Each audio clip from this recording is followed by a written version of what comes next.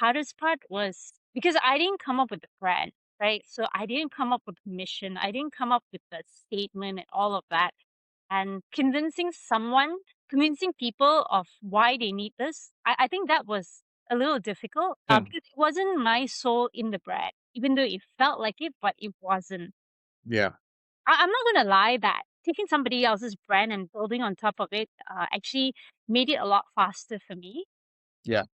I would think if I had to start everything from scratch, it would have taken me maybe a year to launch, right? But because I used somebody else's brand, the infrastructure was there, the website was there, they had all the CRM, everything was plugged in. Mm. I just needed to use sort of plug and play. I think that was what I did at the beginning was right for where I was, which was Mm.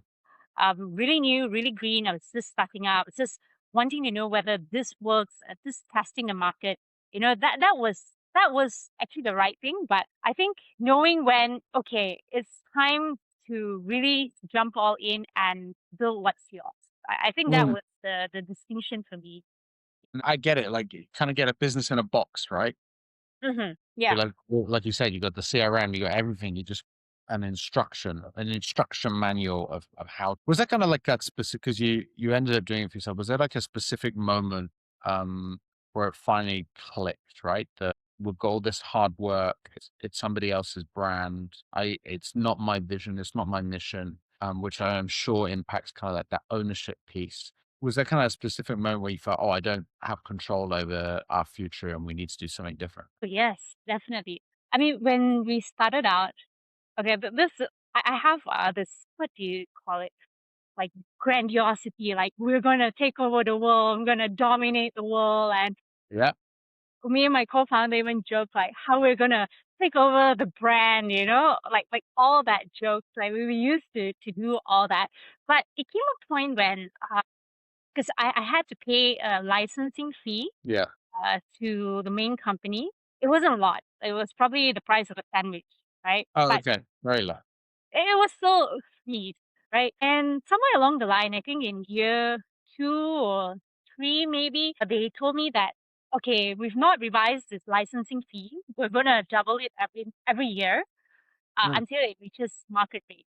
And at that point, I asked, like, "What is market rate?" They don't know. And the doubling, it just keeps going, and they will just keep raising the fee until they're happy with whatever fees they have. That was one. And secondly, I realized that I put so much of so much of our sweat and our marketing dollars to build a brand here, but we're not exactly the same company. I have my revenue stream, share revenue, so I could have done all that marketing, but the sale would have went to that because the customers wouldn't know that, "Hey, you guys are Mm. not the same," right? Yeah. So I'm not getting any ROI on that.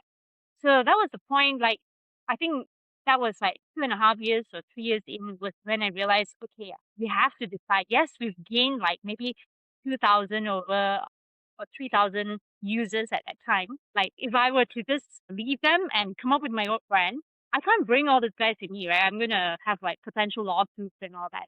So we had to decide at that point, do we want to start from zero again? Do we Yeah. continue building this? But if we continue building this, it's just delayed pain. Like down the line, something like this would happen. So it's either you deal with the pain now or you deal with the pain later. Yeah. And that was when we realized that hey, we've made it this far to easily redo the whole thing again. We can easily build this up again with a different brand that's more us, that has more of our DNA and our soul in it.